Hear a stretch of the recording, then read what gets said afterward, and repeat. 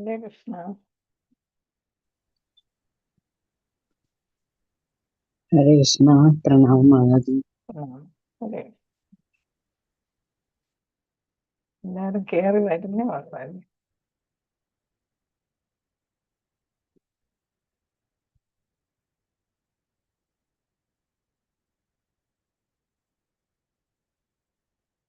നമുക്ക് പ്രണാമ മന്ത്രം ചൊല്ലാം. എല്ലാവരും എത്താം.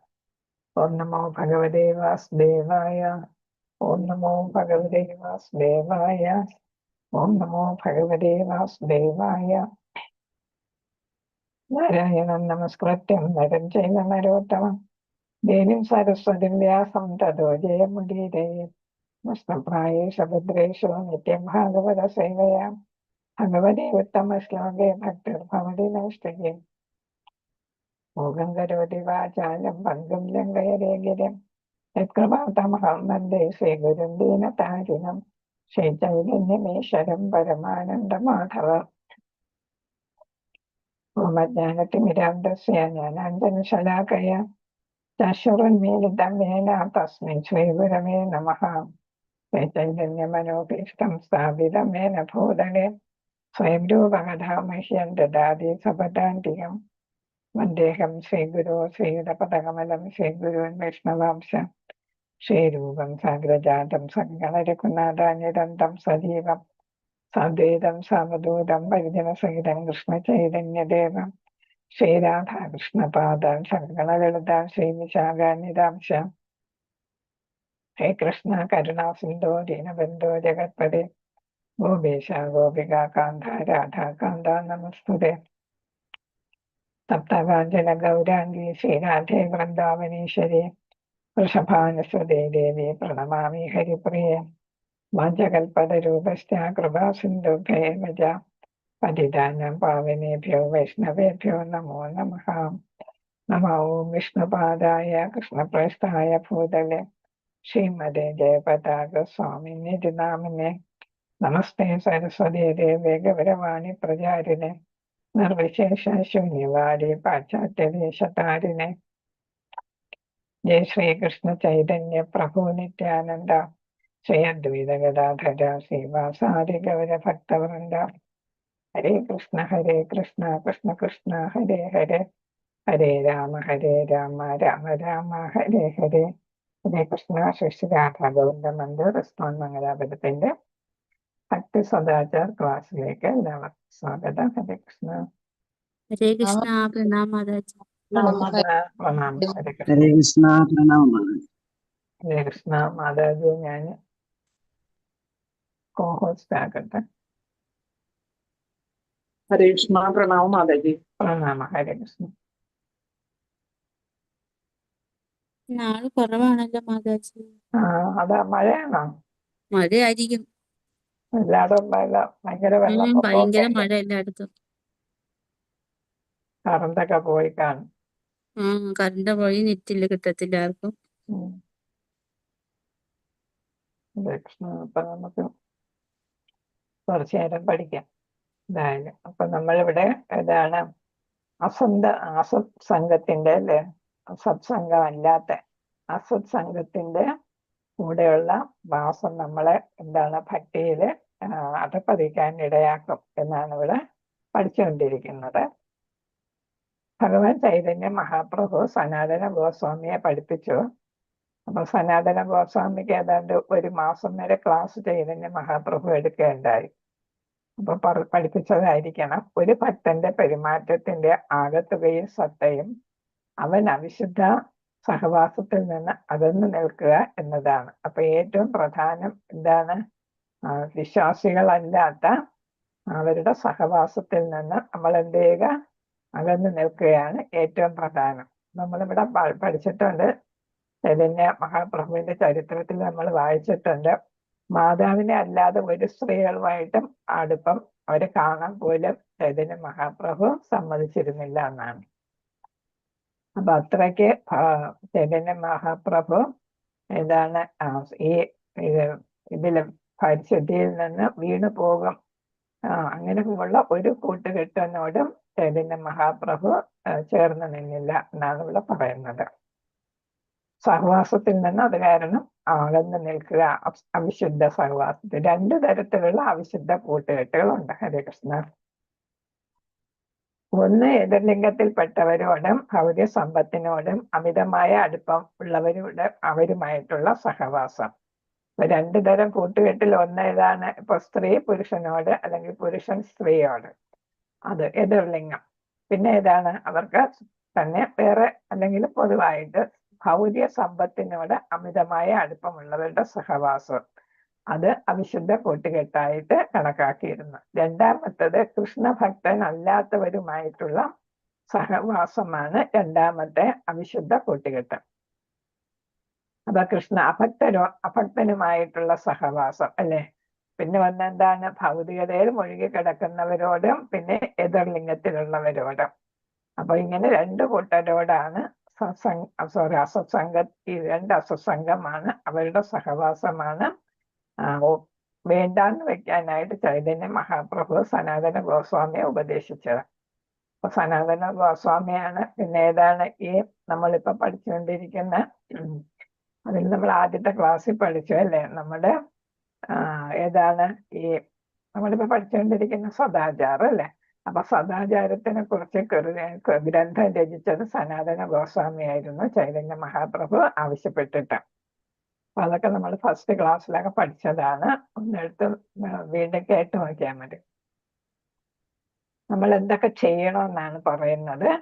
ശ്രീമൂർത്തിയെ ആരാധിക്കുക, ശ്രീമദ് ഭാഗവതം കേൾക്കുക, ഭഗവാന്റെ ഭക്തരുമായിട്ട് സഹവസിക്കുക, ഹരിനാമം ജപിക്കുക, പുണ്യധാമത്തിൽ വസിക്കുക, അല്ലെങ്കിൽ തുളസി ദേവിയെ ആരാധിക്കുക.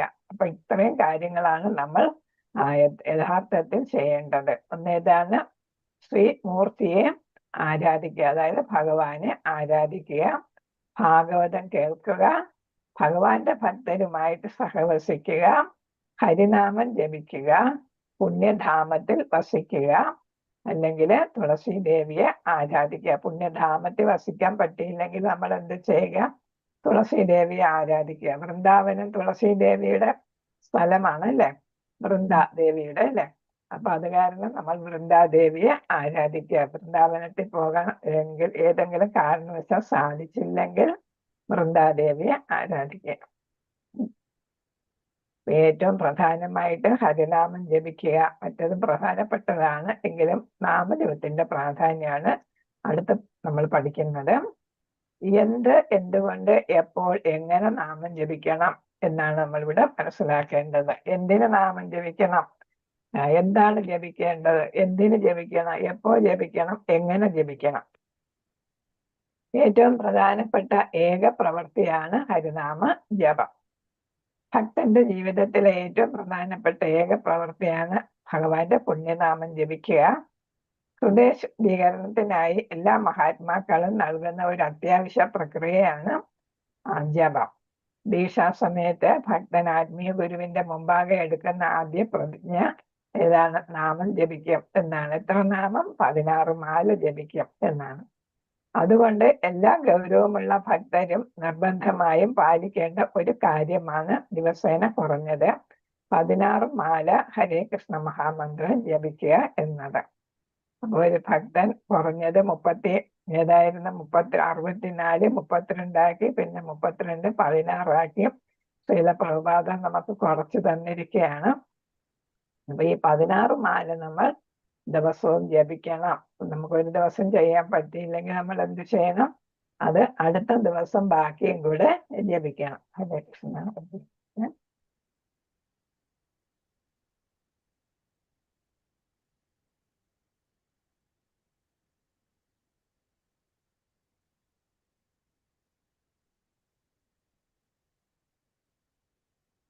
ഹരേ കൃഷ്ണ. അപ്പൊ നമുക്ക് ഏറ്റവും പ്രധാനപ്പെട്ട പ്രവൃത്തി, അപ്പോൾ ഒരു ദിവസം 24 മണിക്കൂറുണ്ട്. 16 മാല ജപിക്കാൻ 1.5 മണിക്കൂർ മുതൽ 2 മണിക്കൂർ വരെ നമുക്ക് വേണ്ടി വരും അല്ലെ. അപ്പൊ ഈ 2 മണിക്കൂർ നമ്മൾ മാറ്റി വെക്കണം എന്നാണ് എല്ലാ ആചാര്യന്മാരും പറയുന്നത്.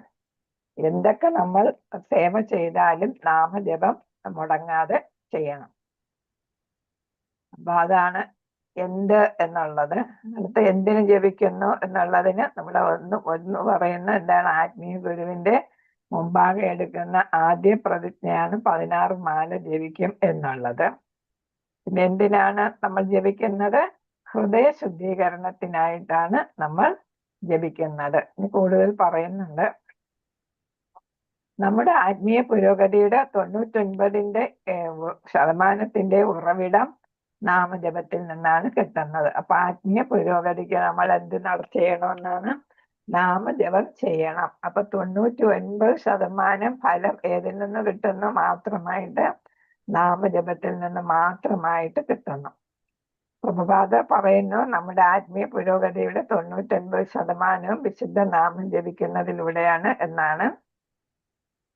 അതിനാൽ അപരാധങ്ങൾ ഒഴിവാക്കിക്കൊണ്ട് ആത്മാർത്ഥമായും പതിവായി ദിവസവും 16 മാലയെങ്കിലും ജപിക്കുന്ന ഒരു ഭക്തൻ കൃഷ്ണാവബോധത്തിൽ വേഗത്തിൽ പുരോഗതി കൈവരിക്കാം. അപ്പൊ ഇവിടെ ശ്രദ്ധിക്കേണ്ട കാര്യം, അപരാധങ്ങൾ ഒഴിവാക്കിക്കൊണ്ട് 10 നാമ അപരാധം ഉണ്ട് അല്ലെ? എല്ലാ ദിവസവും നമ്മൾ കേൾക്കുന്നതാണ് 10 നാമ അപരാധം. അവ ഒഴിവാക്കണം. പിന്നെ എന്ത് വേണമെന്നാണ്? ആത്മാർത്ഥത വേണം. പിന്നെ ദിവസവും ജപിക്കണം എന്നുള്ളതാണ്. അങ്ങനെ വന്നാൽ നമുക്ക് കൃഷ്ണാവബോധത്തിൽ പുരോഗതി കൈവരിക്കാനായിട്ട് സാധിക്കും. ഇതൊരു പ്രത്യേക പ്രവർത്തനമായിട്ടാണ് നാമജപത്തെ കണക്കാക്കുന്നത്. അപ്പൊ മറ്റ് പ്രവർത്തനങ്ങളുമായിട്ട് താരതമ്യം ചെയ്യുമ്പോൾ ഇതിനൊരു പ്രത്യേകതയുണ്ട് എന്നാണ്. ഇതൊരു സവിശേഷമായ പ്രവൃത്തി. നാം ചില പ്രവർത്തനങ്ങൾക്ക് പ്രാധാന്യം നൽകുമ്പോൾ ആ പ്രവർത്തനത്തിനായി മാത്രം കുറച്ച് സമയം മാറ്റിവെക്കുന്നു അല്ലെ? ഒരു പ്രത്യേക പ്രവൃത്തി ചെയ്യുമ്പോൾ അതിനു വേണ്ടി മാത്രം കുറച്ച് സമയം മാറ്റിവെക്കുന്നത് പോലെ ഓരോ ഭക്തനും തന്റെ നിർദ്ദേശിച്ച മാല ജപിക്കാൻ ആവശ്യമായ സമയം ജപത്തിനായി മാത്രം ചെലവഴിക്കണം, മറ്റ് പ്രവർത്തനങ്ങൾക്കല്ല. അത് ഏതെങ്കിലും തരത്തിലുള്ള ഭക്തി സേവനമാണെങ്കിൽ പോലും. ഇപ്പൊ നമ്മൾ ഭാഗവതം കേൾക്കുന്നു, അതിന്റെ കൂടെ നാമജപം നടത്തുന്നു, അത് പാടില്ല. നാമജപം നടത്തുമ്പോൾ നാമജപം തന്നെ നടത്തണം. അപ്പൊ അതിന്റെ ഇടയ്ക്ക് നമ്മൾ TV-യിലോ നോക്കാനായിട്ട് പോകാൻ പാടില്ല. പിന്നെ മൊബൈൽ നോക്കണ്ട, ആരെങ്കിലുമായിട്ട് സംസാരിക്കണ്ട. പിന്നെ അങ്ങനെ ഈവൻ ഭാഗവതോ ഭഗവത്ഗീതയോ ഒക്കെ കേൾക്കുക പോലും അപ്പൊ വേണ്ട എന്നാണ് പറയുന്നത്. നാമം ജപിക്കുമ്പോൾ നാമജപത്തിൽ മാത്രം ശ്രദ്ധിക്കുക എന്നാണ്. ഉദാഹരണത്തിന് 16 മാല ജപിക്കുമ്പോൾ ഒരാൾ പത്രങ്ങൾ വായിക്കുകയോ മറ്റുള്ളവരോട് സംസാരിക്കുകയോ കീർത്തനങ്ങൾ കേൾക്കുകയോ ചെയ്യരുത്. ജപം എന്നത് അതിന്റെ പ്രാധാന്യം എന്താണെന്നാണ് ഇവിടെ പറയുന്നത്. നമ്മുടെ പൂർണ്ണ ശ്രദ്ധ ആവശ്യമുള്ള ഒരു പ്രവർത്തനമാണ്. അപ്പൊ പൂർണ്ണമായിട്ടും അതിൽ ശ്രദ്ധിച്ച് വേണം നമ്മൾ നാമം ജപിക്കാൻ. ഹരേ കൃഷ്ണ കൃഷ്ണ കൃഷ്ണ ഹരേ ഹരേ, ഹരേ രാമ രാമ രാമ ഹരേ ഹരേ. അപ്പൊ ഓരോ വാക്ക് ചൊല്ലുമ്പോഴും നമ്മൾ അതിൽ ശ്രദ്ധിക്കണമെന്നാണ് പറയുന്നത്. ജപസമയത്ത് ടെലിഫോൺ കോളുകൾ സ്വീകരിക്കരുത്. അതൊരു അടിയന്തര സാഹചര്യമാണെന്ന് നിങ്ങൾ സംശയിക്കുന്നില്ലെങ്കിൽ അവർ നിങ്ങളുടെ ഫോണിൽ ഒരു സന്ദേശം ഇടട്ടെ. നാം ശുദ്ധ നാമം ജപിക്കുമ്പോൾ നാം എന്താണ് ഭഗവാനുമായിട്ടുള്ള അടുപ്പത്തിന്റെ കാര്യം പറയുന്നത്. നാം പരമപുരുഷനായ ശ്രീകൃഷ്ണനുമായി നേരിട്ട് സംസർഗത്തിലാകുന്നു. അപ്പൊ ഭഗവാന്റെ നാമം ജപിക്കുമ്പോൾ നമ്മൾ എന്താ ചെയ്യുന്നത്? ഭഗവാനുമായിട്ട് നേരിട്ട് ബന്ധത്തിൽ ഏർപ്പെടുകയാണ് ചെയ്യുന്നത്. കാരണം കൃഷ്ണൻ തന്റെ നാമത്തിൽ നിന്ന് വ്യത്യസ്തനല്ല. അതായത് ഭഗവാനും നാമവും ഒന്ന് തന്നെയാണ് എന്നാണ് പറയുന്നത് അല്ലെ? അപ്പൊ ഭഗവാന്റെ നാമം ജപിക്കുമ്പോൾ അത് ഭഗവാനുമായിട്ട് നമ്മൾ സംസാരിക്കുന്നതിന് തുല്യമാണ്. തന്റെ നാമത്തിന്റെ രൂപത്തിൽ എല്ലാ സൃഷ്ടികളിലും ഏറ്റവും പ്രധാനപ്പെട്ട വ്യക്തിത്വമായ കൃഷ്ണൻ നമുക്കൊരു ശ്രോതാവാകുന്നു. അപ്പൊ നമ്മൾ നാമം ജപിക്കുമ്പോൾ ഭഗവാൻ അത് കേൾക്കുന്നു എന്നാണ് പറയുന്നത് അല്ലെ? ഇപ്പൊ നമ്മൾ ആ രണ്ടുപേര് സംസാരിക്കുമ്പോൾ, ഞാനിപ്പോ സംസാരിക്കുമ്പോൾ ആരെങ്കിലും ഇപ്പൊ ഉഷ മാതാജി ഞാൻ സംസാരിക്കുമ്പോ ഉഷ മാതാജി അതെന്താ ചെയ്യുന്ന കേൾക്കുകയാണ് ചെയ്യുന്നത് അല്ലെ? കേൾക്കുന്ന. അപ്പൊ ഞാൻ സംസാരിക്കുമ്പോ ഉഷ മാതാജി അത് കേൾക്കുന്നു എന്നുള്ളപ്പോ ഞാൻ എന്ത് ചെയ്യണം? ശരിയായിട്ടുള്ള രീതിക്ക് മാതാജി അടുത്ത് ഞാൻ സംസാരിക്കണം അല്ലെ? മാതാജിക്ക് കേൾക്കാൻ വേണ്ടിയിട്ട് ഞാൻ സംസാരിക്കുമ്പോൾ അത് ശരിയായ രീതിയിൽ സംസാരിക്കണ്ടേ? അപ്പൊ അങ്ങനെയാണ് നമ്മൾ ഭഗവാന്റെ നാമം ജപിക്കുമ്പോൾ ഭഗവാൻ നമ്മളെ ശ്രദ്ധിക്കുന്നു, നമ്മൾ ചൊല്ലുന്നത് ഭഗവാൻ കേൾക്കുന്നു. അപ്പൊ കേൾക്കുമ്പോൾ എന്താണ്, അത് ശരിയായ രീതിക്കാണ് നമ്മൾ നാമം ചൊല്ലേണ്ടത്. അല്ലെങ്കിൽ ഭഗവാനെ അവഹേളിക്കുന്നതിന് തുല്യമാവും, അപരാധമായിട്ട് മാറും അല്ലെ. കൃഷ്ണൻ നമുക്ക് ഒരു ശ്രോതാവാകുന്നു എന്നാണ്. അപ്പൊ ഭഗവാൻ അത് കേൾക്കുന്നു. അതിനാൽ ഈ വിശുദ്ധ യോഗത്തെ ഏതാണ്, നാമജപത്തിലൂടെ ഭഗവാനുമായി ബന്ധപ്പെടുന്ന ആ സാധനയെ തടസ്സപ്പെടുത്താൻ ഏതൊന്നിനെയും അനുവദിക്കരുത്. ഫോണോ അല്ലെങ്കിൽ എന്തെങ്കിലും കാര്യങ്ങൾ ഈ ഭഗവാനുമായി ബന്ധപ്പെടുന്നതിന് എന്താണ് തടസ്സപ്പെടുത്താനായിട്ട് അനുവദിക്കരുത്. ഓർമ്മിക്കുക, എവിടെ ഒരു ഇച്ഛാശക്തിയുണ്ട് അവിടെ ഒരു വഴിയുണ്ട്. അപ്പൊ ഇംഗ്ലീഷിലൊരു ഫ്രേസാണ് if there is a will there is a way അല്ലെ. If there is a will there is a way. ഇച്ഛാശക്തി എന്ന് പറഞ്ഞ വിൽ. നമുക്ക് എന്താ വേണമെങ്കിൽ ചക്കാം, വേരയിലും കായ്ക്കും എന്നൊക്കെ നമ്മൾ പറയും അല്ലെ. മലയാളത്തിൽ ഒരുപാട് ചൊല്ലുകളുണ്ട്.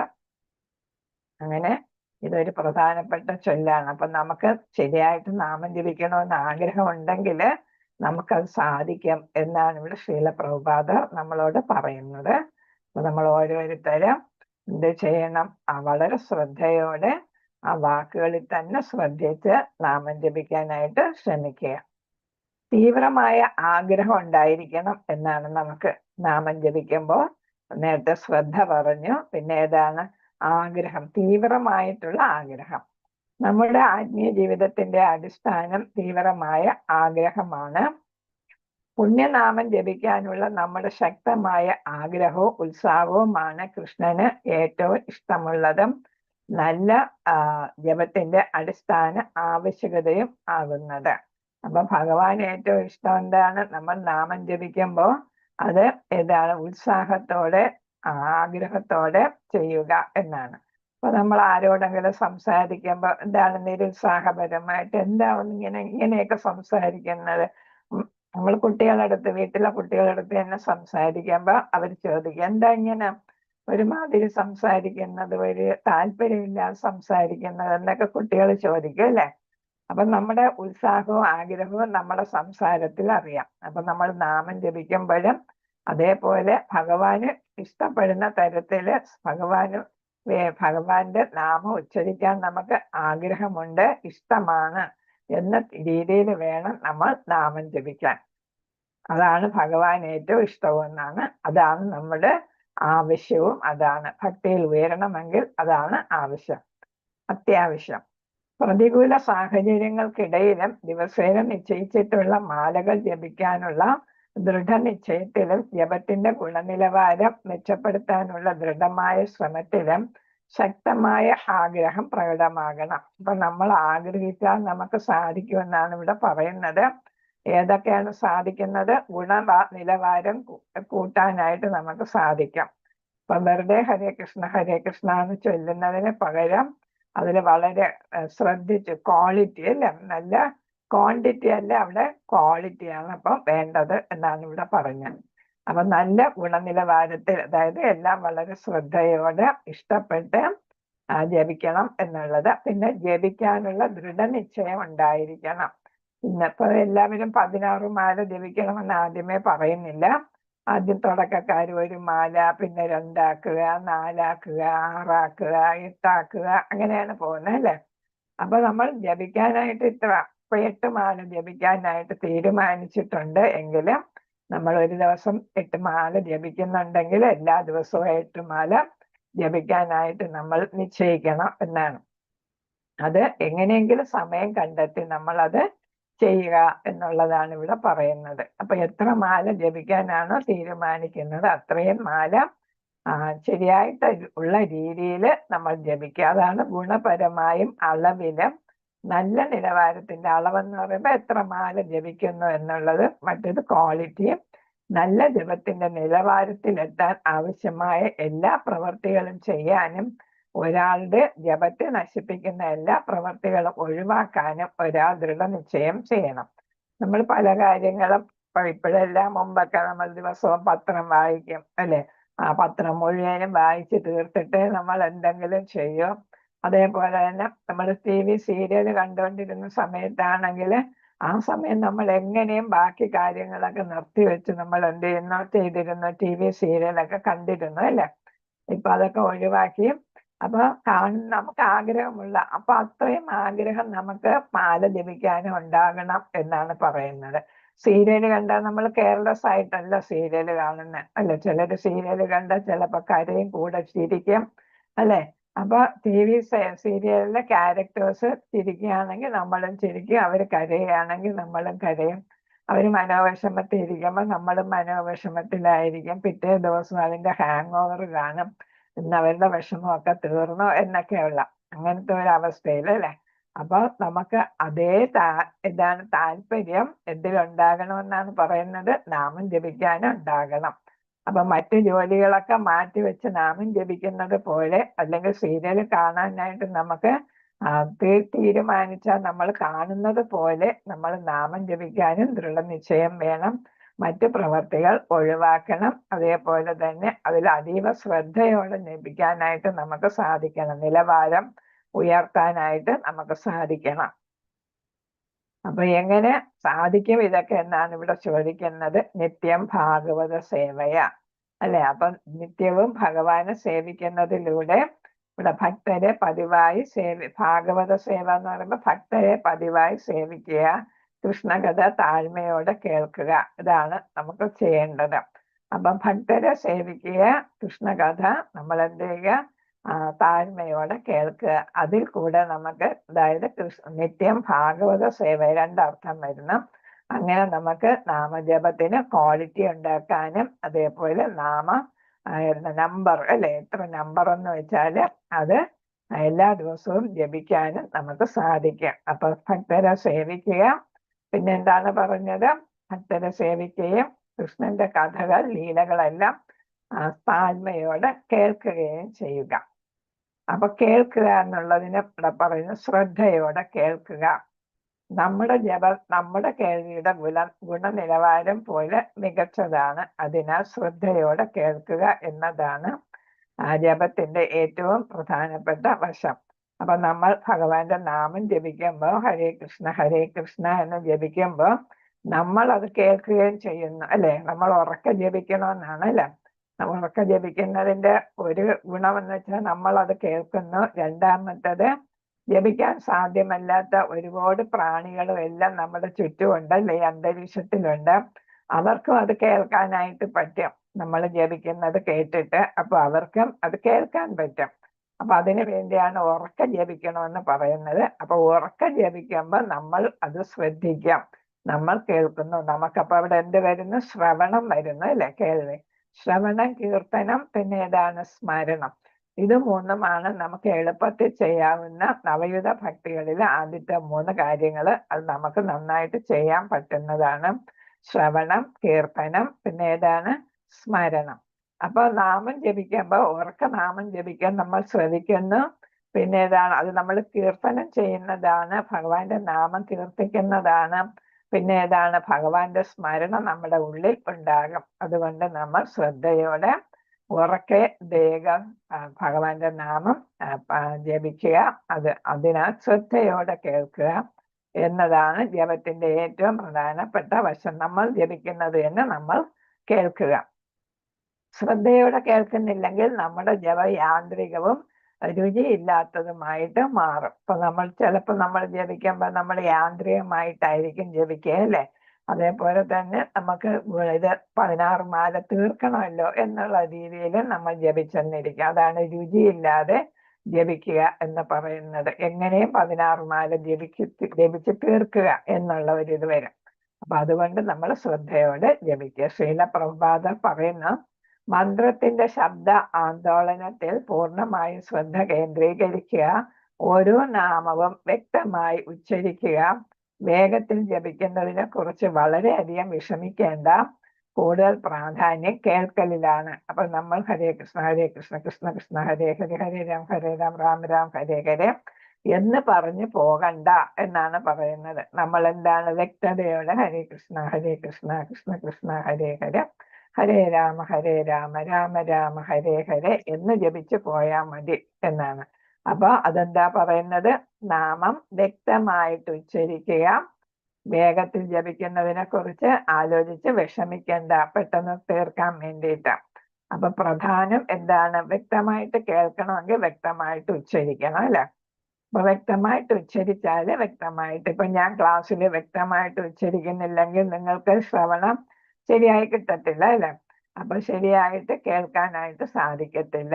അപ്പൊ ശരിയായിട്ട് ഉച്ചരിക്കുക. ഇത് ഏതിലാ പറഞ്ഞിരിക്കുന്ന? രാധാ വല്ലഭദാസിന് ശ്രീല പ്രഭുപാദർ എഴുതിയ കത്താണ്, 1972 ജനുവരി 6. അടുത്ത് വേറൊരു കത്തിൽ പറയുന്നു, വീണ്ടും നിങ്ങൾ ജപിക്കുമ്പോൾ ഓരോ വാക്കും വളരെ ശ്രദ്ധയോടെ കേൾക്കാൻ ശ്രമിക്കുക. ആസ്വാദനയ്ക്ക് ശ്രീല പ്രഭുപാദർ എഴുതിയ കത്ത് ഫെബ്രുവരി 20, 1972. അപ്പൊ ഇതിലെല്ലാം ഭക്തന്മാർക്ക് കൊടുക്കുന്ന നിർദ്ദേശം, അന്ന് കത്തുകളിലൂടെയാണ് സന്ദേശങ്ങൾ അയച്ചിരുന്നത്. ഫോണൊന്നും ഇല്ല അല്ലെ? അത്രയ്ക്ക് ഫോണൊന്നും ഇല്ലാത്ത കാലമാണ്. അപ്പൊ കത്തുകളിലൂടെയാണ് അയച്ചിരുന്നത്. അപ്പൊ എല്ലാത്തിലും ഏതിൽ ശ്രദ്ധ കേന്ദ്രീകരിക്കാൻ പറയുന്നുണ്ട്? ജപിക്കാനും ജപിക്കുന്നത് ശ്രവിക്കാനും ശരിയായിട്ട് ഉച്ചരിക്കാനും അതില് ശ്രദ്ധ കൊടുക്കണമെന്ന് പറഞ്ഞിട്ടുണ്ട്. അടുത്ത വിശുദ്ധ നാമത്തിലുള്ള ഉറച്ച വിശ്വാസം എന്ന് നമുക്ക് നാമം ജപിക്കുമ്പോൾ നമുക്കത് ഭഗവാൻ കേൾക്കുന്നുണ്ട്, നമ്മുടെ മനസ്സിന് മാറ്റങ്ങൾ ഉണ്ടാകുന്നുണ്ട്, നമ്മളത് കേൾക്കും എന്നൊക്കെയുള്ള വിശ്വാസം നമുക്കുണ്ടായിരിക്കണം. ഭഗവാന്റെ നാമം ജപിക്കുമ്പോൾ ഭഗവാനെ പ്രകീർത്തിക്കുമ്പോൾ ഭഗവാന്റെ അനുഗ്രഹം നമുക്കുണ്ടാകും, ഭഗവാൻ ഇത് കേൾക്കുന്നു എന്നൊക്കെയുള്ള വിശ്വാസം. മഹാമന്ത്രം ജപിക്കുന്നതിലൂടെ ഒരാളെ ക്രമേണ ആത്മീയ പൂർണ്ണതയുടെ ഏറ്റവും ഉയർന്ന തലത്തിലേക്ക് ഉയർത്താൻ കഴിയുമെന്ന ഭഗവാന്റെ പ്രസ്താവനയിൽ വിശ്വാസത്തോടും ഉത്സാഹത്തോടും ഉറച്ച ബോധ്യത്തോടും കൂടി ഭഗവാന്റെ വിശുദ്ധ നാമം ജപിക്കണം. ചൈതന്യ മഹാപ്രഭു എന്താ പറഞ്ഞത്? ഹരേർനാമ ഹരേർനാമൈവ കേവലം കലോ നാസ്തൈവ. പിന്നെ എന്താണ്? പെട്ടെന്ന് മറന്നുപോയി. അതിന്റെ മീനിങ് എന്താണ് പറയുന്നത്? ഹരിനാമം മാത്രമേ ഉള്ളൂ, വേറൊരു നാമവും നമ്മളെ ഈ കലിയുഗത്തിൽ രക്ഷിക്കാനായിട്ടില്ല. ആരെങ്കിലും ഓർക്കുന്നെങ്കിൽ പറഞ്ഞോളൂ.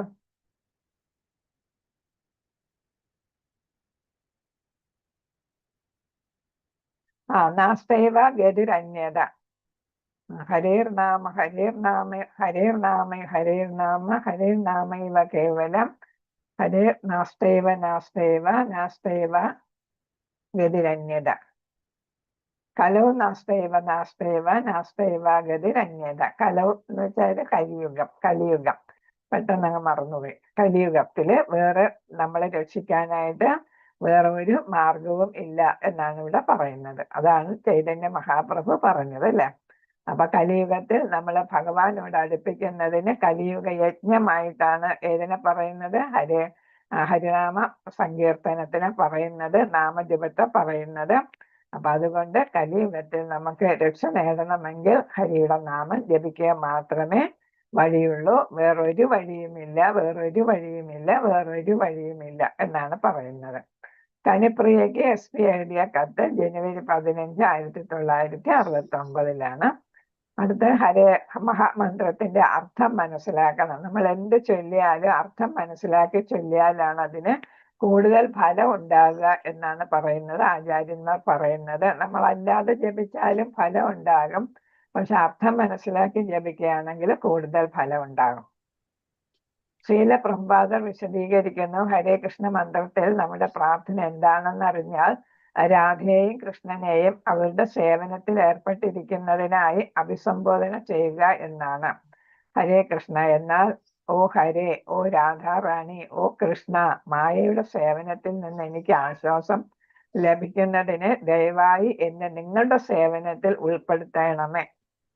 അപ്പൊ രാധാറാണിയോടും ഭഗവാനോടുമുള്ള നമ്മുടെ ഒരു റിക്വസ്റ്റ് ആണ് ഹരേ കൃഷ്ണ അല്ലെ നാമത്തിൽ വരുന്നത്. അപ്പോ കലിയുഗത്തിൽ നിന്ന് മായയുടെ സേവനത്തിൽ നിന്ന് നമ്മളെ രക്ഷിക്കുന്നതിന് ഭഗവാനെ സേവ ചെയ്യാനായിട്ട് ഞങ്ങളെ അനുവദിക്കണമേ എന്നാണ് ഹരേ കൃഷ്ണ മഹാമന്ത്രത്തിന്റെ അർത്ഥമായിട്ട് വരുന്നത്. അപ്പൊ നമ്മളൊരു റിക്വസ്റ്റ്, യാചന നടത്തുമ്പോൾ ആ തരത്തിൽ വളരെ ശ്രദ്ധയോടാണ് യാചന നടത്തേണ്ടത് അല്ലെ? നമ്മളല്ലാതെ എൻ്റെ അടുത്ത് എന്നെ സേവിക്കാനായിട്ട് അനുഗ്രഹിക്കണം, അല്ലെങ്കിൽ എന്നെ സേവിക്കാൻ അനുവദിക്കണം എന്നിങ്ങനെ നമ്മൾ പറഞ്ഞു പോകുകയല്ല ചെയ്യുന്നത്.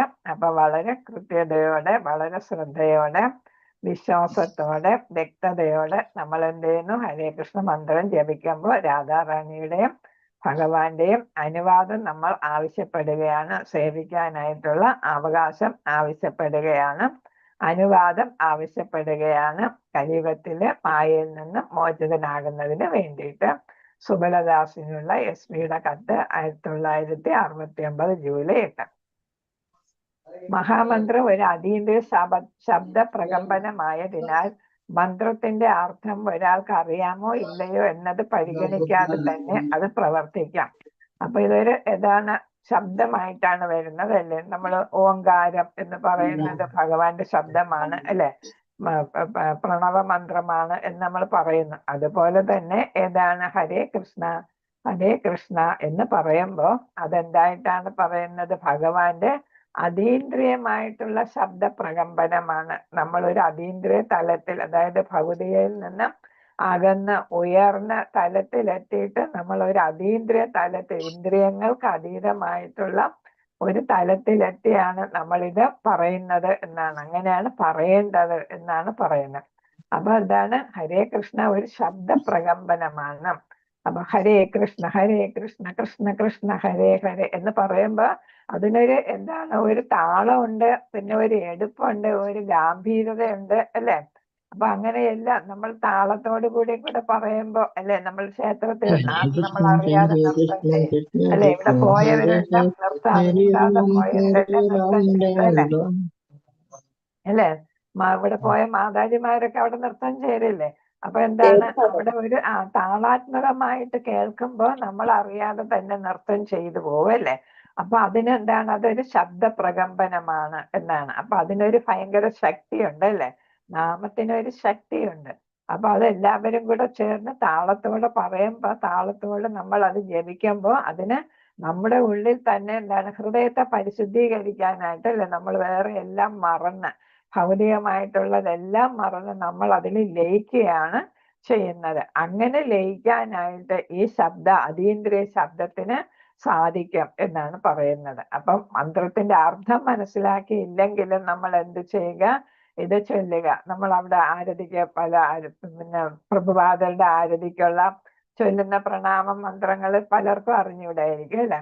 പക്ഷെ നമ്മൾ അതെന്താണ്? കേട്ട് നിൽക്കുമ്പോൾ നമ്മൾ എന്താണ്? അതില് ഭാഗഭാക്കാവും അല്ലെ? അപ്പൊ അറിയാതെ നമുക്ക് മനസ്സിലാകുന്ന എന്തോ നമ്മൾ അതിൽ കൂടെ കേട്ട് ചൊല്ലുക. അങ്ങനെയാണ്. അപ്പൊ അതാണ് ഇവിടെ പറയുന്നത്. അർത്ഥം മനസ്സിലായില്ലെങ്കിലും എന്താണ്? നമ്മൾ അറിയാതെ തന്നെ നമ്മൾ ഈ ജപത്തിൽ പങ്കെടുക്കുമ്പോൾ നമ്മൾ അതിൽ ഉൾക്കൊണ്ട് അലിഞ്ഞ് ചേർന്ന് നമുക്ക് പങ്കെടുക്കാനായിട്ട് സാധിക്കും. എന്നിരുന്നാലും മഹാമന്ത്രം ജപിക്കുമ്പോൾ നമ്മൾ കൃത്യമായി എന്താണ് പ്രാർത്ഥിക്കുന്നതെന്ന് അറിഞ്ഞിരിക്കണം. അപ്പൊ മന്ത്രത്തിന്റെ മീനിങ് അറിഞ്ഞിരുന്നാല് അത് വളരെ നല്ലതാണ് എന്നാണ് ഇവിടെ പറയുന്നത്. ഹരേ കൃഷ്ണ.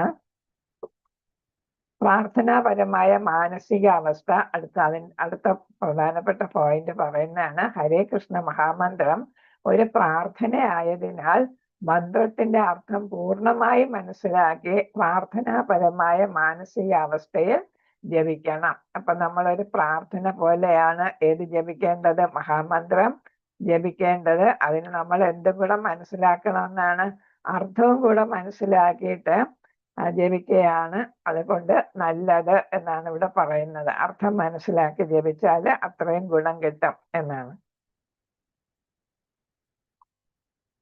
നമ്മുടെ ജപം നഷ്ടപ്പെട്ട ഒരു കുഞ്ഞ് അമ്മയെ വിളിച്ച് കരയുന്നതിന്റെ നിരാശാജനകമായ നിലവിളി പോലെ ആയിരിക്കണം. അപ്പൊ അമ്മയെ കാണാത്ത കുട്ടി അമ്മയെ വിളിച്ച് കരയുമ്പോ എങ്ങനെയായിരിക്കും വിളിക്കുക അല്ലെ? അമ്മയെ എങ്ങനെയും കണ്ടേ പറ്റൂ, കിട്ടിയേ പറ്റൂ എന്നുള്ള തരത്തിലായിരിക്കും കുട്ടി വിളിക്കുന്നത് അല്ലെ? അപ്പൊ ആ തരത്തിലാണ് നമ്മൾ മഹാമന്ത്രം ഭഗവാനെ വിളിച്ച് യാചിക്കുന്നതാണ്. ഭഗവാനെ രാധാറാണിയെ വിളിച്ച് യാചിക്കുന്ന തരത്തിലാണ് നമ്മൾ ചൊല്ലേണ്ടത് എന്നാണ്. അല്ലാതെ വെറുതെ ഒരു ഉഴപ്പി ചൊല്ലലല്ല വേണ്ടത്.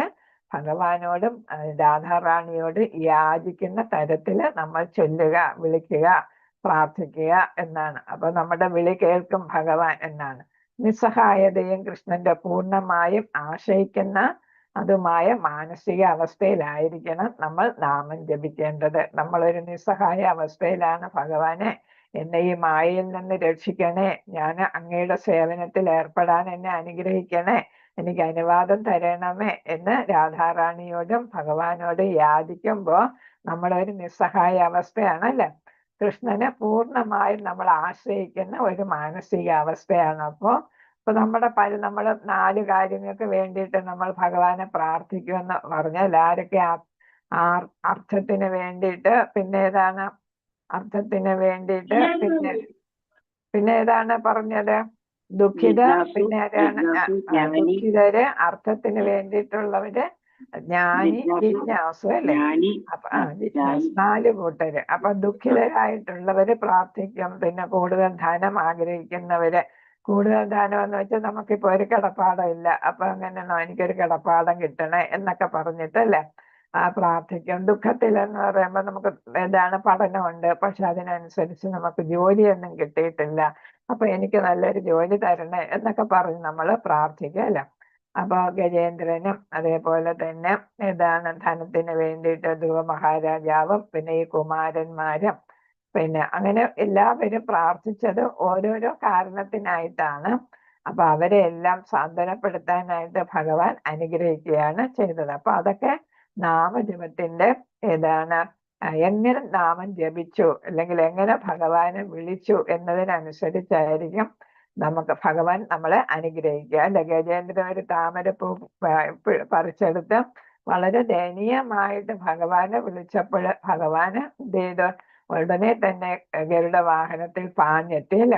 അപ്പൊ നമ്മൾ എങ്ങനെയാണോ വിളിക്കുന്നത് അതിനനുസരിച്ച് ഭഗവാന്റെ സാന്നിധ്യം നമുക്കുണ്ടാകും, നമ്മുടെ ആവശ്യങ്ങൾ നിറവേറ്റും. അപ്പൊ എല്ലാം ആധ്യാത്മികമായിട്ടുള്ള ആവശ്യങ്ങൾ തന്നെ ആയിരിക്കണമെന്നില്ല അല്ലെ. അതാണ് ഇവിടെ പറഞ്ഞത്. അർത്ഥത്തിന് വേണ്ടിയിട്ടും പിന്നെ ദുഃഖം മാറ്റാനും അല്ലെങ്കിൽ ജ്ഞാനത്തിന് വേണ്ടിയിട്ടും പിന്നെ ജ്ഞേയത്തിന് വേണ്ടിയിട്ടും എല്ലാം നമ്മൾ ആഗ്രഹിച്ച് വിളിക്കുമ്പോഴും ഭഗവാൻ നമ്മളെ അനുഗ്രഹിക്കുന്നുണ്ട് എന്നാണ്. അപ്പൊ അതിനനുസരിച്ച് നമുക്ക് നിസ്സഹായ അവസ്ഥയിലാണ് നമ്മൾ ഭഗവാനെ പൂർണ്ണമായിട്ട് ആശ്രയിച്ച് വിളിക്കുന്നത്. ഇപ്പൊ 1000 വർഷം ഈ മുതലയുടെ പിടിയിൽ നിന്ന് രക്ഷപ്പെടാനായിട്ട് നോക്കിയിട്ടും ഗജേന്ദ്രന് സാധിച്ചില്ല അല്ലെ. അപ്പൊ അവസാനമാണ് ഭഗവാനെ പൂർണ്ണമായിട്ടും ആശ്രയിച്ച് വിളിക്കുന്നത്. അപ്പൊ അതേ അവസ്ഥയില് നമ്മുടെ ഈ മായയിൽ നിന്ന് രക്ഷിക്കാനായിട്ട് നമുക്ക് ഭഗവാനെ വിളിക്കാം.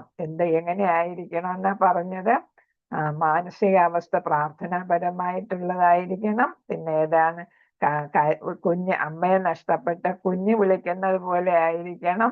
നിസ്സഹായ അവസ്ഥയില് ഭഗവാന് പൂർണ്ണമായിട്ടും ആശ്രയിക്കുന്ന അവസ്ഥയിലുമായിരിക്കണം. ഇതൊരു ഭൗതിക പ്രചോദനമല്ല, എന്നുവെച്ചാൽ ഭൗതികമായിട്ടുള്ള ഒരു കാര്യമല്ല നാമജപം എന്നത്. നമ്മുടെ സ്വന്തം പ്രാർത്ഥനകൾ എങ്ങനെ നടത്താമെന്ന് ശ്രീല പ്രഭുപാദർ ഒരു കത്തിൽ നൽകുന്ന നമ്മുടെ പ്രാർത്ഥന ഇങ്ങനെ ആയിരിക്കണം. എനിക്ക് എൻ്റെ പ്രിയപ്പെട്ട ഭഗവാൻ കൃഷ്ണ, എപ്പോഴും നിന്റെ വിശുദ്ധ നാമം ജപിക്കാൻ എന്നെ ഓർമ്മിപ്പിക്കണമേ.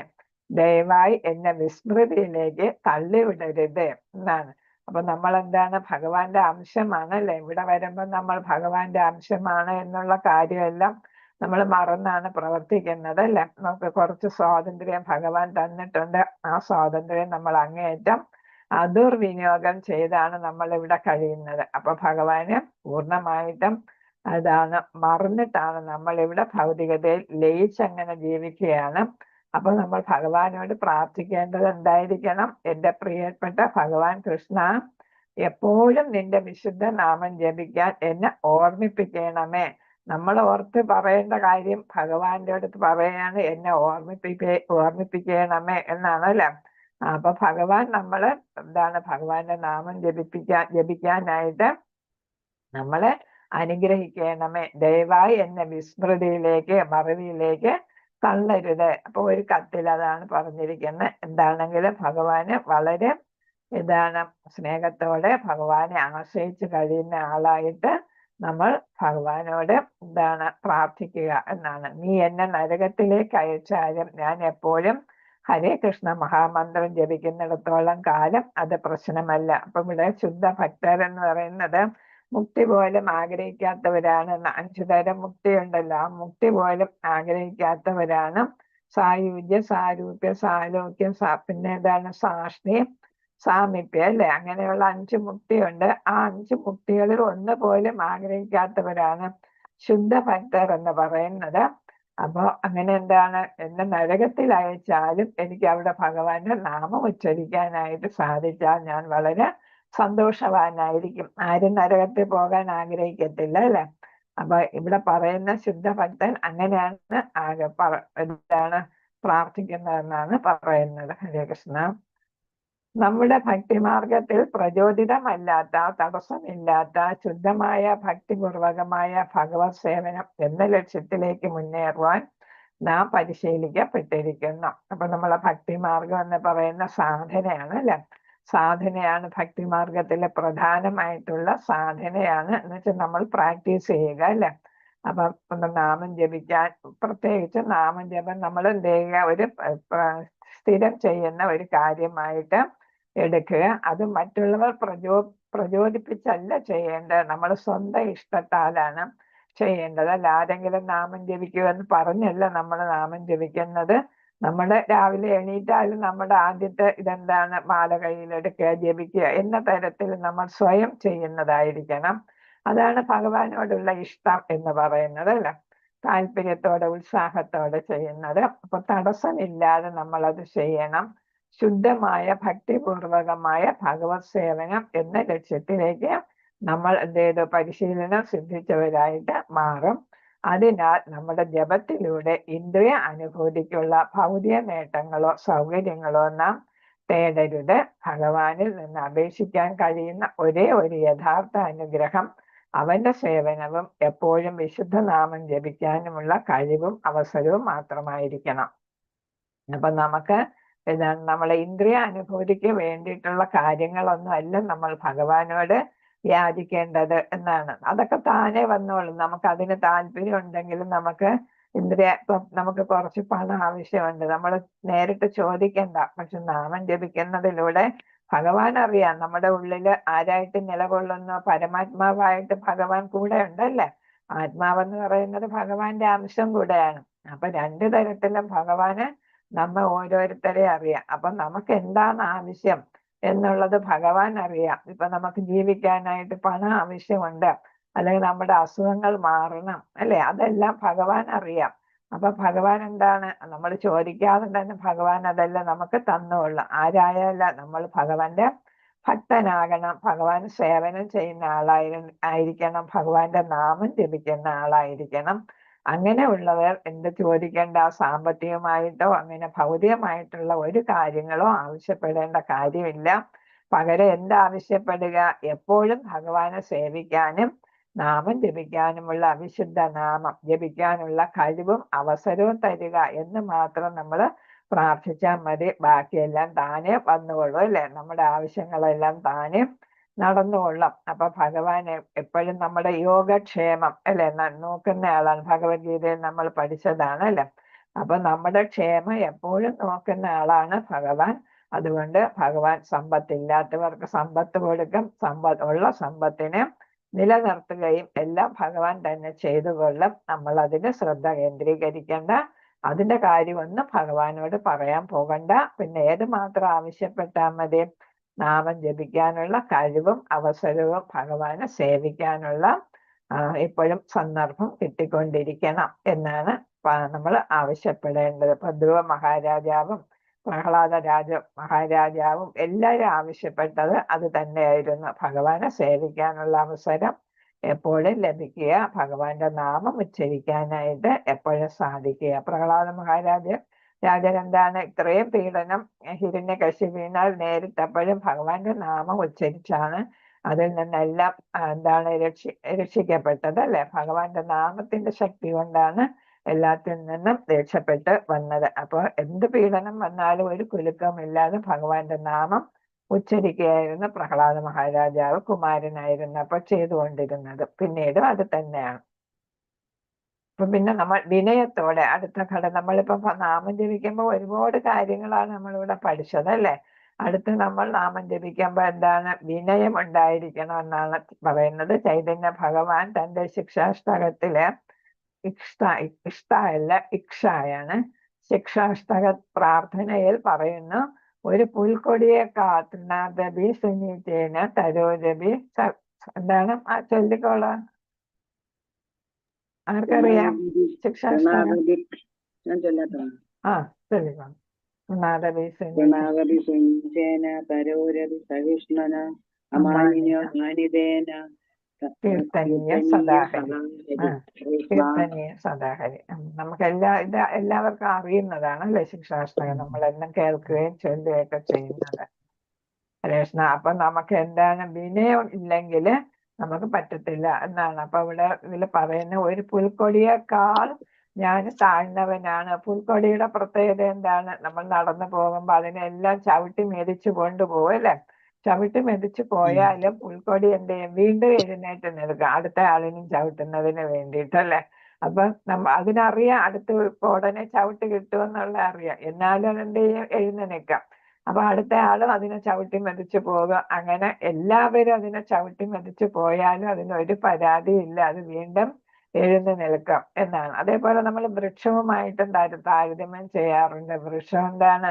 നമുക്ക് ഇഷ്ടം പോലെ തണലും പിന്നെ വായുവും അല്ലെ, കാറ്റും പിന്നെ ഏതാണ് ശുദ്ധവായു, ഓക്സിജൻ പകലല്ലേ, ഓക്സിജനും ഫലവും ഒക്കെ തന്ന് നമ്മളെ സഹായിക്കും. അവസാനം നമ്മൾ നന്ദി കേട്ട നമ്മൾ എന്ത് ചെയ്യുന്നു? അതിനെ വെട്ടി വിറകാക്കി മാറ്റി കത്തിച്ചു കളയും അല്ലെ. അപ്പൊ അങ്ങനെ അപ്പൊ ഇവിടെ എന്താണ്? വൃക്ഷം എന്ന് പറയുന്നത് ഏറ്റവും ഏതുള്ളതാണ്? ക്ഷമയും സഹനശക്തിയും വിനയവും ഒക്കെ ഉള്ളതാണ്.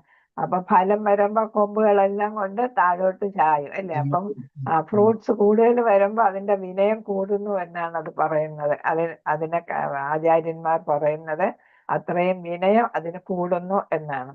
അപ്പൊ വിനയം കാണിക്കുന്നില്ലെങ്കിൽ ഇതാണ് ഒരു തൃണത്തിനെ പോലെ എപ്പോഴും വിശുദ്ധ നാമം ജപിക്കാനായിട്ട് കഴിയില്ല. അതായത് നമ്മൾ അഹങ്കാരത്തില് നാമം ജപിക്കാനായിട്ട് പോകണ്ട എന്നാണ്. നമ്മൾ എപ്പോഴും ഉള്ളവരായിരിക്കണം. ഭഗവാന്റെ കീഴിലുള്ളവരാണ്.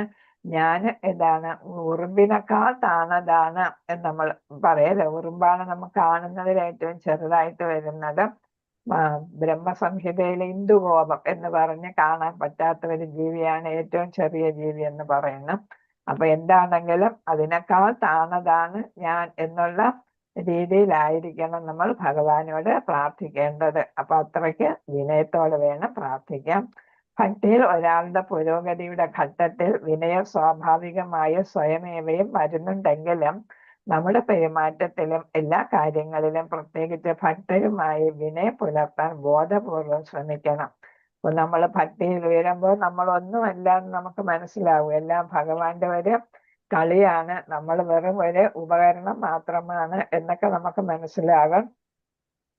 ഭഗവാന്റെ വെറും ഒരു അംശം മാത്രമാണ്, അണുവാണ്, ഭഗവാൻ വിഭുവാണ് എന്നെല്ലാം മനസ്സിലാവും അല്ലേ.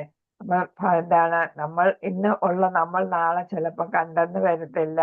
ഇതാണ് പൂന്താനം പറയുന്നത് പോലെ അല്ല, കണ്ടിരിക്കും ജനങ്ങള്, കണ്ടില്ലെന്ന് വരുത്തുന്നതും. അപ്പൊ നമുക്ക് സുഖ സൗകര്യങ്ങളൊക്കെ തരും. ഒരു ദിവസം പെട്ടെന്ന് നമ്മൾ എന്താണ് ഒരാള് ഭയങ്കര കോടീശ്വരൻ പെട്ടെന്ന് പാപ്പരായെന്ന് കേൾക്കും അല്ലെ. അപ്പൊ അതേപോലുള്ള സംഭവങ്ങളൊക്കെ ഇഷ്ടം പോലെ നടക്കുന്നുണ്ട്. കാരണം എന്താണ്? എല്ലാം ഭഗവാന്റെ നിയന്ത്രണത്തിലാണ്. ഭഗവാന്റെ ഇച്ഛ എന്താണെന്ന് വെച്ചാല് അത് നടക്കും. അപ്പൊ നമ്മൾ എന്തുകൊണ്ട് നമുക്ക് എന്തെങ്കിലും ഉണ്ടെന്ന് വെച്ചിട്ട് വിദ്യാഭ്യാസം ഉണ്ടെന്നോ ഉദ്യോഗമുണ്ടെന്നോ വീടുണ്ടെന്നോ ഒക്കെയുള്ള സുഖ സൗകര്യങ്ങളൊക്കെ ഉണ്ടെന്നോ മക്കളൊക്കെ ഭയങ്കര മിടുക്കരെന്നോ എന്നൊക്കെ വിചാരിച്ച് നമ്മൾ ഒരിക്കലും അഹങ്കരിക്കാൻ പാടില്ല. നമ്മൾ വിനയം ഉണ്ടായിരിക്കണം. വ്യാജ അഹങ്കാരത്തിനെതിരെ ഒരാൾ ജാഗ്രത പാലിക്കുകയും അതിന്റെ വൃത്തികെട്ട തല ഉയർത്തുന്ന നിമിഷം അതിനെ കീഴടക്കാൻ നടപടിയെടുക്കുകയും വേണം. അപ്പം അഹങ്കാരം വരുമ്പോ നമ്മൾ എന്ത് മനസ്സിലാക്കണം? ഞാൻ ഒന്നുമല്ല അല്ലെ, താൻ വെറും ഒരു കീടം അല്ലെ എന്നുള്ള ആ രീതി ആ ഒരു ഓർമ്മ നമുക്കുണ്ടായിരിക്കണം. ഇതെല്ലാം ഭഗവാന്റെ അനുഗ്രഹത്താൽ കിട്ടിയതാണ് എന്നുള്ളത് നമ്മൾ പെട്ടെന്ന് ഓർക്കണം. എപ്പോഴെങ്കിലും നമുക്ക് അഹങ്കാരം വന്നാൽ ജപം അല്ലെങ്കിൽ നമ്മൾ അപ്പൊ തന്നെ പെട്ടെന്ന് നമ്മൾ ഭഗവാന്റെ നാമം ജപിച്ചാൽ നമ്മുടെ അഹങ്കാരം മാറും അല്ലെ. അപ്പൊ അതൊരു വഴിയാണ്. നമ്മൾ അഹങ്കാരം മാറാനായിട്ട് നമ്മൾ എന്ത് ചെയ്യുക? അപ്പോഴും ഭഗവാന്റെ നാമം ജപിക്കുക. ജപം ഒരു വ്യക്തിഗത ആത്മീയ വിഷയമാണെങ്കിലും ഭക്തരുടെ കൂട്ടായ്മയിൽ ജപം ചെയ്യുന്നത് നല്ലതാണ്. നമ്മളിപ്പോ സ്വന്തം ഇതില് നമ്മൾ ഒറ്റയ്ക്ക് ജപിക്കുന്നതിനേക്കാൾ നമ്മൾ എന്താണ് സങ്കീർത്തനം ചെയ്യുമ്പോൾ അതാണ് കൂടുതൽ നന്നായിട്ട് വരുന്നത് അല്ലേ? അപ്പൊ അതാണ് കൂടുതൽ ഗുണം ചെയ്യുന്നത്. അപ്പൊ നമുക്ക് അതിൽ ലയിക്കാനായിട്ട് കൂടുതൽ ലയിക്കാൻ നമ്മുടെ ചിന്താശക്തിയെ പിടിച്ചു നിർത്താൻ നമ്മൾ പല വിഷയങ്ങളിലേക്ക് അങ്ങ് തെന്നി പോകും നമ്മുടെ മനസ്സല്ലേ. അപ്പൊ ആ മനസ്സിനെ പിടിച്ചു നിർത്താനായിട്ട് നമ്മൾ കൂട്ടത്തിൽ ചൊല്ലുമ്പോൾ നമുക്ക് സാധിക്കും. അപ്പൊ നമ്മൾ എന്തായാലും അവിടെ തന്നെ നമ്മുടെ മനസ്സ് കേന്ദ്രീകരിക്കും. നന്നായിട്ട് ചൊല്ലണം, എല്ലാവരുടെ ഒപ്പം ചൊല്ലണം അല്ലെ, ആ താളത്തിൽ നമ്മൾ പോകണം. അപ്പൊ നമുക്ക് താളം പിഴവ് വരാനായിട്ട് പാടില്ല എന്നൊക്കെ നമ്മൾ ചിന്തിച്ചാണ് ചൊല്ലുന്നത്. അപ്പൊ നമ്മൾ അതിൽ തന്നെ ശ്രദ്ധ ഉണ്ടായിരിക്കും എന്നാണ് ഇവിടെ പറയുന്നത്. അതാണ് സങ്കീർത്തനത്തിന്റെ ഒരു പ്രത്യേകതയായിട്ട് പറയുന്നത്. ഇവിടെ പറയുന്ന ഒറ്റയ്ക്ക് ജപിക്കുമ്പോൾ അല്പം അലസതയോ അശ്രദ്ധയോ ഉറക്കമോ തോന്നിയേക്കാം. ഭക്തരുടെ കൂട്ടായ്മയിൽ നമ്മൾ എപ്പോഴും സൂക്ഷ്മ പരിശോധനയ്ക്ക് വിധേയരായിരിക്കും. എന്ന് വെച്ചാല് നമ്മൾ എന്താണ്, നമ്മൾ ചൊല്ലുന്നത് മറ്റുള്ളവരും കേൾക്കുന്നുണ്ടല്ലോ എന്നുള്ള ഒരു തോന്നൽ, അതാണ് മറ്റുള്ളവർ നമ്മളെ ശ്രദ്ധിക്കുന്നുണ്ട്. അപ്പൊ അതാണ് സൂക്ഷ്മ പരിശോധന എന്ന് പറഞ്ഞ് നമ്മൾ അകലം വിടുന്നില്ല. എന്ന് വെച്ചാൽ ആ താളത്തിനൊത്ത് ഇങ്ങനെ പോകണം അല്ലെ. നമ്മൾ ശ്രദ്ധ പോയാൽ താളം തെറ്റി അല്ലെ. അപ്പൊ അവരോടൊപ്പം പോകാനായിട്ട് നമുക്ക് സാധിക്കത്തില്ല. അതാണ് ഇവിടെ അകലം വിടുന്നില്ല എന്ന് പരിശോധിക്കാൻ ആരെങ്കിലും എപ്പോഴും ഉണ്ടായിരിക്കും. ഭക്തർ ഒരുമിച്ച് നാമം ചൊല്ലുമ്പോൾ അത് ശക്തമായ സ്പന്ദനങ്ങൾ സൃഷ്ടിക്കുന്നു. അത്തരമൊരു അന്തരീക്ഷത്തിൽ ജപിക്കുന്നത് അതിശയകരമാണ്. ഇപ്പൊ നമ്മൾ പറഞ്ഞു, ക്ഷേത്രത്തിൽ നമ്മൾ താളത്തോടെ എല്ലാവരോടും ചേർന്ന് ചൊല്ലുമ്പോൾ നമ്മുടെ തന്നെ മനസ്സില് ഒരുപാട് സന്തോഷവും അല്ലെ ശക്തിയും ഒക്കെ നമുക്കുണ്ടാകും. നമ്മുടെ ശരീരത്തിൽ ആകമാനം ഒരു വ്യത്യാസം അപ്പൊ നമുക്ക് അനുഭവപ്പെടും. അതാണ് സ്പന്ദനങ്ങൾ സൃഷ്ടിക്കുന്നു എന്ന് പറഞ്ഞത്. അത്തരമൊരു അന്തരീക്ഷത്തിൽ ജപിക്കുന്നത് അതിശയകരമാണ്. എന്ന് വെച്ചാൽ പാടാത്ത ആളും പാടും, ഡാൻസ് ചെയ്യാത്ത ആളും ഡാൻസ് ചെയ്യും അല്ലെ. അങ്ങനെയാണ് അന്തരീക്ഷത്തിൽ ജപിക്കുന്നത് അതിശയകരം. ഭക്തർക്ക് പ്രാദേശിക ക്ഷേത്രത്തിൽ പ്രഭാത ജപത്തിൽ പങ്കെടുക്കാം. പകരമായി വീട്ടിൽ താമസിക്കുന്ന ഭക്തർക്ക് കഴിയുന്നത്ര ദിവസങ്ങളിൽ ഒരു പ്രാദേശിക സ്ഥലത്ത് ഒത്തുകൂടി ഒരുമിച്ച് ജപിക്കാം. ഇത് വളരെ ശുപാർശ ചെയ്യുന്നു. അപ്പൊ അമ്പലത്തിന് അടുത്താണെങ്കിൽ ദിവസവും അമ്പലത്തിൽ പോയി നമുക്ക് ആരാധനയിൽ പങ്കെടുത്ത് നമുക്ക് സങ്കീർത്തനം നടത്താനായിട്ട് കൂട്ടത്തിൽ ചൊല്ലാനായിട്ട് സാധിക്കും, നാമം ജപിക്കാനായിട്ട് സാധിക്കും. അതേസമയം അങ്ങനെ പറ്റാത്തവര് ആഴ്ചയിൽ ഒരിക്കലെങ്കിലും ഒത്തുകൂടി എന്ത് ചെയ്യണം, സങ്കീർത്തനം ചെയ്യണം എന്നാണ് ഇവിടെ പറഞ്ഞിരിക്കുന്നത്. ഇനി എപ്പോഴത്തെ ജപമാണ് നല്ലത്? കുറെ ക്വസ്റ്റ്യൻസ് ആദ്യം പറഞ്ഞു, എന്താണ്, എങ്ങനെയാണ് അല്ലെ, എന്തൊക്കെയുള്ള ചോദ്യങ്ങളാണ് ആദ്യം ഇട്ടിരുന്നത്. അതിന്റെ എല്ലാം ഉത്തരമാണ് ഈ വരുന്നത്. അപ്പൊ ജപം എപ്പോ ചെയ്യണം എന്നുള്ളതിന്റെ കാര്യമാണ് ഇവിടെ പറയുന്നത്. അതിരാവിലെ ജപിക്കണം എന്നാണ് ഏറ്റവും നല്ലത് അല്ലെ. ഏത് മുഹൂർത്തം? ബ്രഹ്മമുഹൂർത്തത്തിൽ അല്ലെ, സൂര്യൻ ഉദിക്കുന്നതിന് 1.5 മണിക്കൂർ മുമ്പ് ആരംഭിക്കുന്ന ആ സമയമാണ് നാമജപത്തിന് ഏറ്റവും ഉചിതമായിട്ടുള്ള സമയം. ജപം അതിരാവിലെ ചെയ്യണം. ബ്രാഹ്മ മുഹൂർത്ത സമയത്ത് ആ സമയം സാധ്യമല്ലെങ്കിൽ അതിനുശേഷം എത്രയും വേഗം ചെയ്യണം. എല്ലാ ഭക്തരും അതിരാവിലെ എഴുന്നേൽക്കുന്നത് നിർബന്ധമാണ്. ഇക്കാര്യത്തിൽ ഒരു വിട്ടുവീഴ്ചയും പാടില്ല.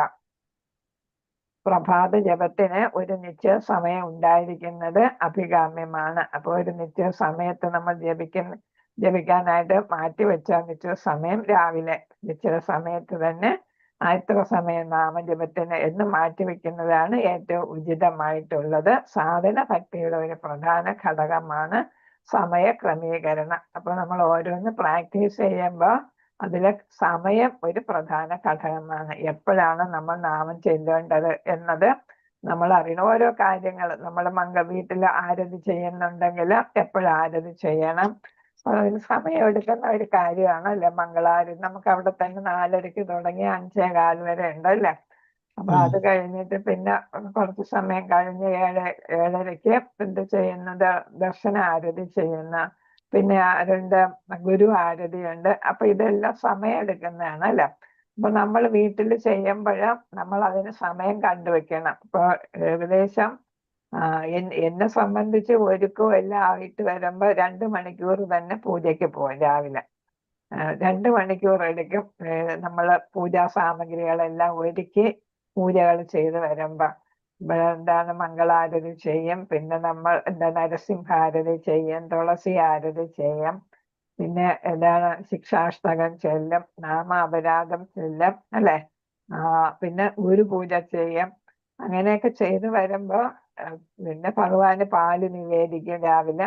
അങ്ങനെയൊക്കെ ചെയ്തു വരുമ്പോ 2 മണിക്കൂറാവും ഇതിന് ഇത്രയും ചെയ്യാനായിട്ട്, എല്ലാം ഒരുക്കാനും ഈ ആരതിയൊക്കെ ചെയ്യുന്നതിന്റെ നമ്മൾ പ്രണാമ മന്ത്രങ്ങളൊക്കെ ചൊല്ലിയല്ലേ ചെയ്യുന്നത്.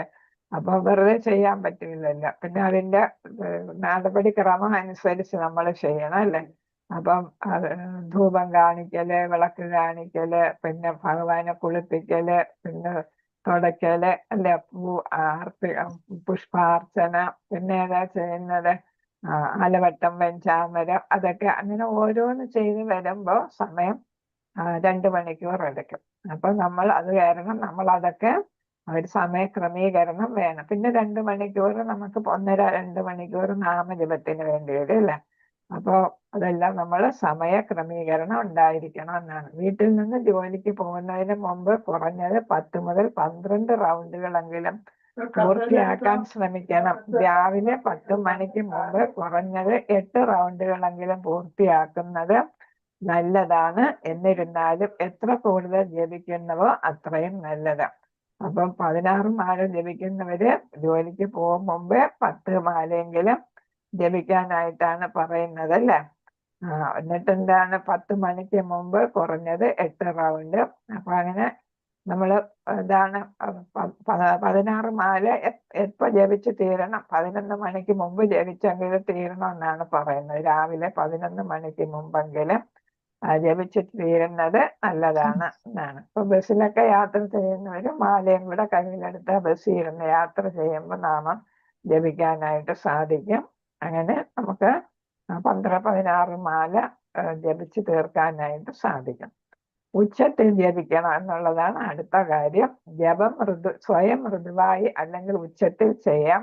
നല്ല ജപം എന്നാൽ ഉച്ചത്തിലുള്ള ജപം എന്നല്ല അർത്ഥമാക്കുന്നത്. പ്രധാനം നമ്മൾ എത്ര ഉച്ചത്തിൽ ജപിക്കുന്നു എന്നതല്ല, മറിച്ച് എത്ര ശ്രദ്ധയോടാണ് നാം കേൾക്കുന്നത് എന്നാണ്. അപ്പൊ നമ്മൾ ഉച്ചത്തിൽ ജപിച്ചാല് ഉച്ചത്തിൽ ജപിക്കുന്നു എന്നല്ല പ്രധാനം, അത് നമ്മൾ ശ്രദ്ധിക്കുന്നുണ്ടോ എന്നുള്ളതാണ്, അല്ലെ? നമ്മളത് കേൾക്കുന്നുണ്ടോ? കേൾക്കുക എന്ന് വെച്ചാൽ നമ്മൾ ശ്രദ്ധിക്കുക, അല്ലെ? അപ്പൊ നമ്മൾ പറയുന്ന വാക്കുകളെല്ലാം നമ്മൾ ശരിയായിട്ട് ശ്രവിക്കുന്നുണ്ടോ, നമ്മൾ അത് ഉൾക്കൊള്ളുന്നുണ്ടോ എന്നതാണ് പ്രധാനം. അപ്പൊ ഉച്ചത്തിൽ ജപിച്ചാൽ മാത്രം പോരാ, അത് നമ്മൾ കേൾക്കുകയും അത് ഉൾക്കൊള്ളാനായിട്ട് നമുക്ക് സാധിക്കുകയും വേണം. മറ്റ് ഭക്തർക്കിടയിൽ ജപിക്കുമ്പോൾ അവരുടെ ഏകാഗ്രതയെ ശല്യപ്പെടുത്താതിരിക്കാൻ നാം സംവേദന ക്ഷമതയുള്ളവരായിരിക്കണം. നമ്മളിപ്പോ ഒരിടത്തിരുന്ന് 2 പേര് ജപിക്കുകയാണ്, സങ്കീർത്തനം അല്ലാതെ ജപിക്കുകയാണെങ്കിൽ ഒരാൾ ജപിക്കുമ്പോൾ എന്താണ് മറ്റേ ആൾക്ക് അത് ബുദ്ധിമുട്ടുണ്ടാക്കാതിരിക്കുന്ന തരത്തിൽ നമ്മൾ ശബ്ദം ക്രമീകരിച്ച് വേണം ജപിക്കാൻ. 2 പേര് ഉച്ചത്തിൽ ജപിച്ചാലും അല്ലാതെ 2 ഫ്രീക്വൻസിയിൽ ജപിക്കുകയാണെങ്കിൽ അത് അരോചകമായിട്ട് തോന്നും, അല്ലേ? 2 പേരും ഒരേ ഇതിൽ ജപിക്കുകയാണ്, താളത്തിൽ ജപിക്കുകയാണ് എങ്കിൽ കുഴപ്പമില്ല. ജപം ഒരാൾ തനിയെ ചെയ്യുന്നതിനെയാണ് നമ്മൾ ജപം എന്ന് പറയാം, മറ്റത് സങ്കീർത്തനം എന്നാണ്. ഒറ്റയ്ക്ക് ജപിക്കുമ്പോൾ അതിന് ജപം എന്നും, കൂട്ടത്തിൽ ജപിക്കുമ്പോൾ അതെന്തായിട്ടും വരുന്നു? സങ്കീർത്തനമായിട്ടും വരുന്നു. അപ്പൊ ഒറ്റയ്ക്ക് ജപിക്കുമ്പോൾ മറ്റുള്ളവർക്ക് അത് ബുദ്ധിമുട്ടുണ്ടാക്കുന്ന കാര്യമായിട്ട് മാറരുത്. പിന്നെ പവിത്ര നാമമോ ഭഗവാന്റെ ലീലകളോ ഏതാണ് കൂടുതൽ എന്നുള്ളതാണ് പ്രധാനം. ഏതാണ്? ജപം ചെയ്യുമ്പോൾ കൃഷ്ണന്റെ ലീലകളെ കുറിച്ച് ചിന്തിക്കാൻ കഴിയുമോ എന്നതാണ് ഭക്തർ ചിലപ്പോൾ ചോദിക്കുന്ന ഒരു ചോദ്യം. ശ്രീല പ്രഭുപാദർ ഇതിനെക്കുറിച്ച് എന്താണ് പറയുന്നതെന്ന് നോക്കാം. ഒരുപാടുണ്ടോ? ഇതുവരെ നമുക്ക് പെട്ടെന്ന് പറയാം. അപ്പോൾ നിങ്ങൾക്ക് ശബ്ദം കേൾക്കുന്നതും ലീലകളെ കുറിച്ചുള്ള ചിന്തയും തമ്മിൽ ഒരു വ്യത്യാസവും കണ്ടെത്താൻ കഴിയില്ല. എന്നാൽ കേൾക്കുക എന്നതാണ് പ്രക്രിയ. തുടർന്ന് കൃഷ്ണന്റെ ലീലകൾ, രൂപം, ഗുണങ്ങൾ മുതലായവ സ്വയമേവ മനസ്സിലേക്ക് വന്നോളും. അപ്പൊ നമ്മൾ നാമം ജപിക്കുമ്പോൾ ആദ്യം നമ്മൾ എന്ത് ചെയ്യുക എന്നുള്ളതാണ് പ്രധാനം. നമ്മളത് ശ്രവിക്കുക എന്നുള്ളതാണ് പ്രധാനം. ശ്രവണം, കീർത്തനം, സ്മരണം എന്നാണ് വരുന്നത്, അല്ലേ? അപ്പൊ സ്മരണത്തിനേക്കാൾ ആദ്യം ഏതാ വരുന്നത്? ശ്രവണം. നമ്മൾ ഏതിലൂടെയാണ് നടത്തുന്നത്? കീർത്തനത്തിലൂടെയാണ് നടത്തുന്നത്. അത് രണ്ടും കഴിയുമ്പോൾ സ്മരണം നാച്ചുറൽ ആയിട്ട് തന്നെ വന്നുകൊള്ളും എന്നാണ്. അപ്പൊ നമ്മൾ ഭഗവാന്റെ നാമം ജപിച്ച് വരുമ്പോ നമ്മളത് കേൾക്കുമ്പോ നന്നായിട്ട് കേൾക്കുമ്പോ അറിയാതെ തന്നെ ഭഗവാന്റെ ലീലകളും എല്ലാം നമുക്ക് സ്മരിക്കാനായിട്ട് സാധിച്ചുകൊള്ളും. അപ്പൊ സ്മരണത്തിന് ആദ്യം പ്രാധാന്യം നമ്മൾ കൊടുക്കണ്ട. ആദ്യം ഏതിന് തന്നെയാണ് പ്രാധാന്യം കൊടുക്കേണ്ടത്? ശ്രവണത്തിന് തന്നെയാണ് കൊടുക്കേണ്ടത്. അതായത് നമ്മൾ ജപിക്കുന്ന നാമം നമുക്ക് തന്നെ ശ്രവിക്കാനായിട്ട് സാധിക്കുക. അത് ശ്രവിച്ചു കഴിയുമ്പോൾ നമുക്ക് സ്മരണം താനെ വന്നുകൊള്ളും എന്നാണ്. ഇത് ഒരു കത്താണ്, സത്സ്വരൂപത്തിനുള്ള കത്താണ്. ഏപ്രിൽ 69-നാണ്. പൊതുവെ ജപിക്കുകയും കേൾക്കുകയും ചെയ്യുന്നതാണ് പ്രക്രിയ. എന്നാൽ കൃഷ്ണന്റെ ലീല ഓർമ്മയിൽ വന്നാൽ അത് വളരെ നല്ലതാണ്. അത് സ്വയമേവ വരണം. നിങ്ങൾ കൃത്രിമമായി ഓർമ്മിക്കുന്നു എന്നല്ല. അപ്പൊ നമുക്ക് നാച്ചുറലായിട്ട് തന്നെ അങ്ങനെ ഒരു സ്മരണ വരികയാണെങ്കിൽ അത് നല്ലതാണ്. അല്ലാതെ നമ്മൾ സ്മരിക്കാൻ വേണ്ടി സ്മരിക്കുക എന്നല്ല അതുകൊണ്ട് ഉദ്ദേശിക്കുന്നത്. പ്രഹ്ലാദ ആനന്ദനുള്ള എസ്.പിയുടെ കത്ത് 71. ഹരേ കൃഷ്ണ. വാചകൽപതരൂപസ്യ കൃപാ സിന്ധുഭ്യേവ പതിതാനം പാവനേഭ്യോ വൈഷ്ണവേഭ്യോ നമോ നമഃ.